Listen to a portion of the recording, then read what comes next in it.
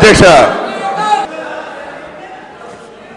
అధ్యక్ష నిజంగా ఇవాళ సభలో నా స్పీచ్ లాస్ట్ 5 నిమిషాల స్పీచ్ నేనేం మాట్లాడానో ఆ 5 నిమిషాల స్పీచ్ మాత్రమే మిగిలిన స్పీచ్ కథ చూపించే టైం మీకు ఉన్నా లేకపోయినా కానీ మీడియాకు నేను మాట్లాడిన చివరి 5 నిమిషాలన్నా కనీసం చూపిస్తే మరీ ముఖ్యంగా తెలుగుదేశం పార్టీకి చెందిన మీడియా ఛానల్ అయినా కూడా నేను చెప్తా ఉన్నా, ఈనాడు ఆంధ్రజ్యోతి టీవీ9 అయినా కూడా చెప్తా ఉన్నా, లాస్ట్ 5 నిమిషాలు కనీసమన్నా మీరు చూపిస్తే ఆ 5 నిమిషాలలో నేను మాట్లాడిన ఆ మాటల్లో ఎక్కడన్నా కూడా నేను బడ్జెట్కు సంబంధించి వాస్తవిక పరిస్థితులకు సంబంధించి రాష్ట్రంలో రైతు పడతా ఉన్న దుస్థితికి సంబంధించి నేను మాట్లాడిన మాటలు కనిపిస్తాయి.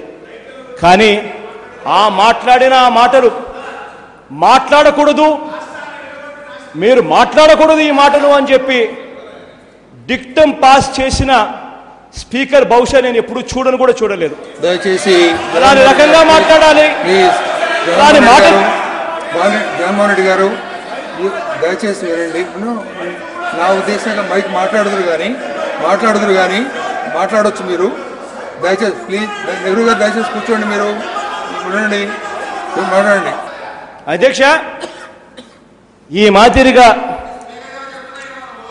రైతులకు సంబంధించిన మాటలు, రైతులు పడతా ఉన్న దుస్థితులు కూడా వినడానికి కూడా ప్రభుత్వానికి ఓపిక లేదు. ప్రభుత్వం దగ్గర నుంచి స్పీకర్ గారికి మెసేజ్ వస్తుంది. స్పీకర్ ఏకంగా ఈరోజు ఎప్పుడూ చూడని విధంగా, నేనైతే చెప్తా ఉన్నా ఎన్నెన్నో అసెంబ్లీలు చూశా, కానీ ఫలానిది మాట్లాడకూడదు, మీరు ఈ మాదిరిగా మాట్లాడకూడదు, రైతులకు సంబంధించిన టాపిక్లు మీరు మాట్లాడకూడదు అని చెప్పి డిక్టమ్ పాస్ చేసిన ఏకైక స్పీకర్ నేను ఇవాళ నేను అసెంబ్లీలో చూస్తా ఉన్నా. జగన్మోహన్ రెడ్డి గారు మీరు ఆగండి, మీరు ఉండండి, దయచేసి కూర్చోండి. బడ్జెట్ డిస్కషన్ చేయలేకపోయామో మీకు తెలుసు. మిగిలింది ఒక్కరోజు. ఈ ఒక్కరోజుని పూర్తిగా బడ్జెట్ డిస్కషన్ చేయాలి. అపోజిషన్ పార్టీకి రూలింగ్ ప్రెజర్ పెంచే సమానంగా ఇవ్వాలని చెప్పి నేను భావించాను.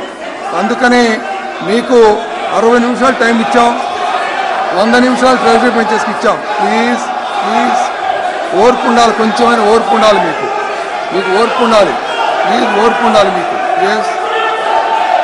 ఓర్పు ఉండాలి.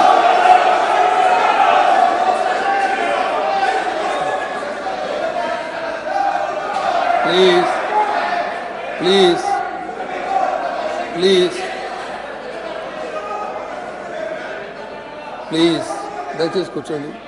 ప్లీజ్